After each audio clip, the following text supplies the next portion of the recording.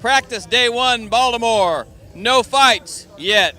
But we did have a technical bulletin from Derek Walker saying, in his discretion or the chief stewards, if somebody moves a piece of equipment or their body and they feel like it's interfering, they can be penalized, which is obviously a direct throwback to what everybody's still talking about last week at Sonoma, the Scott Dixon willpower controversy. The really good news for you kids watching the race this week, they're pitted right next to each other here in Baltimore, and the pits are even smaller than Marco Andretti's shoe size, so that's going to be a good deal.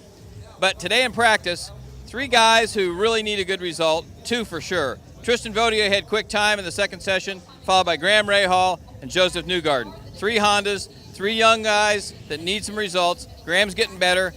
You know, he's got Neil Fife now as his engineer. Mitch Davis is running the team. And suddenly these guys are starting to look like the Graham Rahal team of a couple years ago because he almost won this race, had a great rattle with Will Power. So that's not so much surprise. Vautier started out the season really good with Alan McDonald as his engineer, right in the top 6 a couple times, right up front in the grid. He's kind of fallen off, which happens to rookies, but it looks like he's got his form back.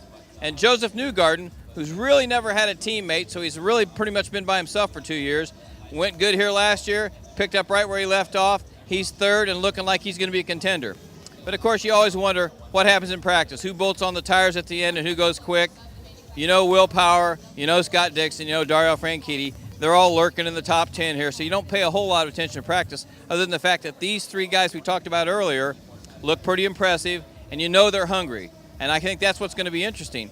Where does Helio Castroneves fall in this? He's got a pretty nice point lead, 39 points with 4 races to go. But don't forget, Ryan Hunter-Reay was only 36 points behind last year with 2 races to go, caught Will Power and won the championship.